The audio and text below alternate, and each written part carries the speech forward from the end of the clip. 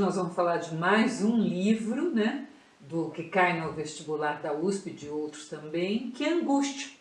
E começo falando do autor, o Graciliano Ramos, que não é assim um autor de obras felizes e sorridentes, né? Aqui no canal nós temos um livro que permite que a gente conheça um pouco da vida do escritor. A gente sabe que a infância dele não foi muito fácil.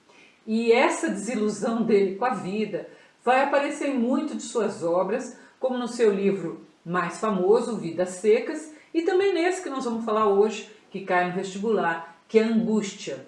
Então procure aqui no canal, leia a infância. Infância permite que a gente conheça muito sobre o Graciliano. Claro que tanto em Vidas Secas como em Angústia, há uma forte crítica social, mas também essa tristeza que é peculiar da escrita do Graciliano. Então, a gente não pode esquecer que esse escritor é um autor realista, assim as suas obras não vão ter aquele verniz cor-de-rosa do romantismo, onde tudo acaba bem, onde a mocinha é sempre bonita e o rapaz é sempre um valente cavaleiro, só falta vir a cavalo, né? Cavalheiro, né? Cavaleiro e cavalheiro. Angústia foi lançada em 1936, quando o Graciliano ficou preso por quase um ano. Qual era o crime que ele cometeu? Nenhum. O seu crime era pensar diferente, o que não era possível, já que naquela época o Brasil estava em plena ditadura de Getúlio Vargas. O livro não foi escrito na prisão, como muitos pensam. Às vezes eu leio em algum lugar que diz isso, não é verdade. Ele foi escrito antes, mas ele foi publicado, mesmo contra a vontade do Graciliano, quando ele ainda estava preso. E por que ele não queria que publicasse? Em carta ao crítico Antônio Cândido, o Graciliano contou que, por estar preso, ele não conseguiu acompanhar a edição e fazer todas as revisões que ele gostaria de fazer. Mas o fato é que o livro foi publicado, ele ainda estava preso. Era um contexto difícil, né? O mundo vinha de uma grande recessão, que é a recessão de 1929. O Brasil estava ainda mais empobrecido, porque não conseguia exportar o café, que era a sua grande riqueza, né? E ainda, para completar, tinha a perseguição política do Vargas, né? Do todo o governo Vargas, a quem pensasse diferente, principalmente a quem fosse de esquerda. O que você precisa saber? Angústia é uma narrativa introspectiva. O que significa isso? Que o tempo todo o personagem principal, quem é o personagem principal? O funcionário público Luiz da Silva.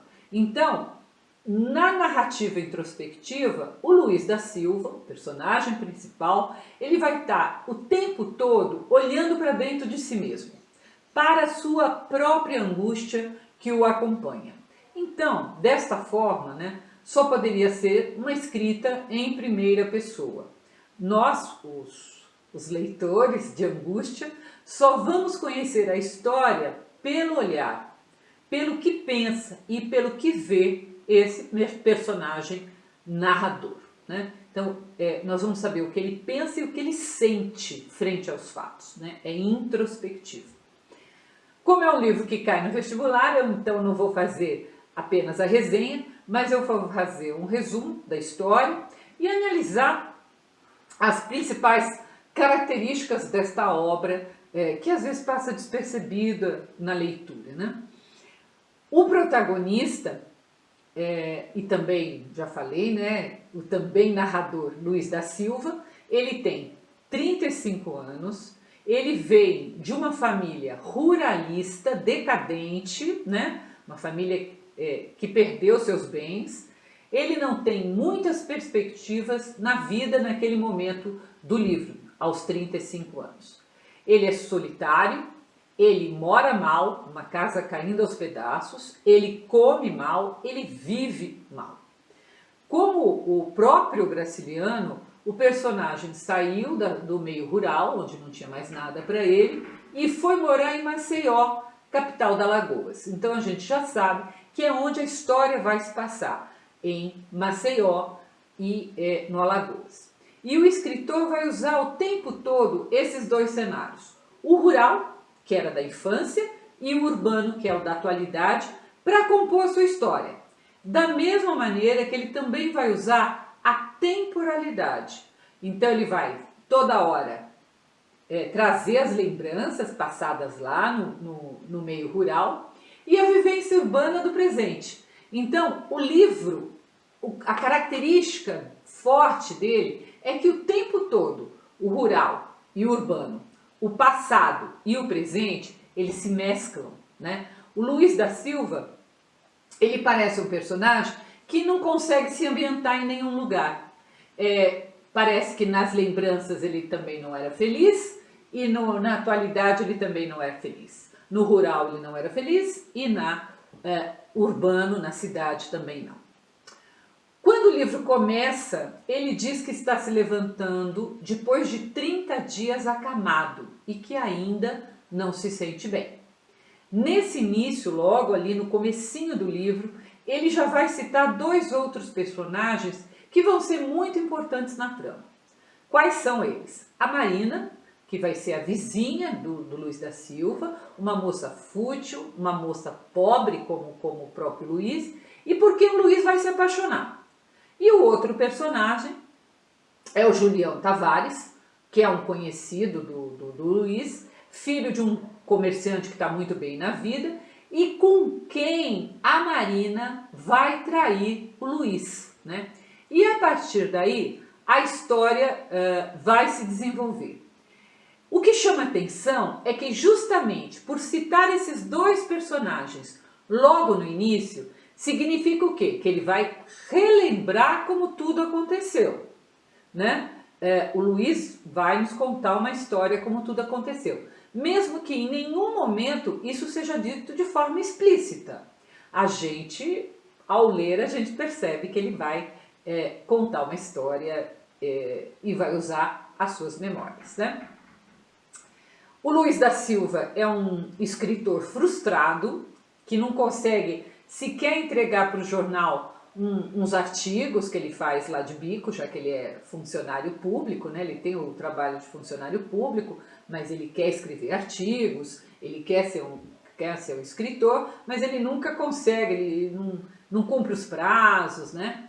E ele tem muitas dívidas, e ele não consegue nem pagar direito o aluguel para o Dr. Gouveia, que é o proprietário daquela casa, que mesmo sendo uma casa bastante deteriorada, que ele diz que é habitada por ratos que lhe infernizam a vida, ele não consegue pagar. Então a gente já começa a perceber que ele tem uma vida difícil. Ele mora mal, num lugar mal e nem consegue pagar o aluguel.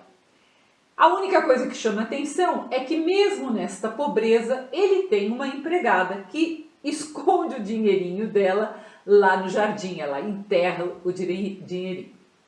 Passa algum tempo, ele consegue pelo menos organizar um pouco a vida, paga as dívidas e começa a guardar um dinheirinho, muito pouco. E ele vai seguindo nessa vidinha bem medíocre, ele bebe muito também, né?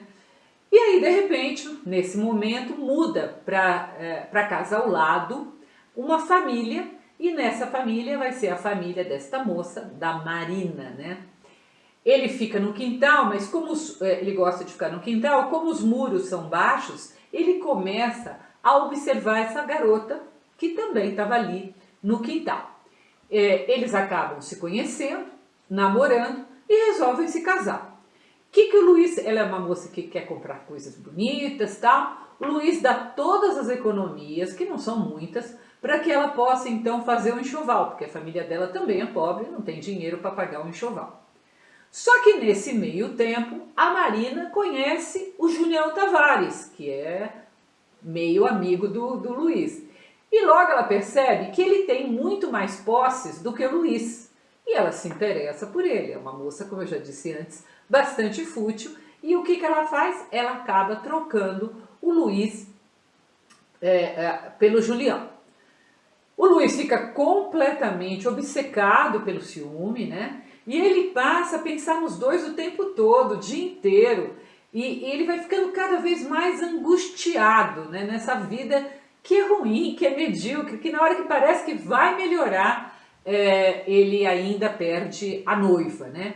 E ele começa a seguir. Ele começa a seguir, ora a Marina, ora o Julião.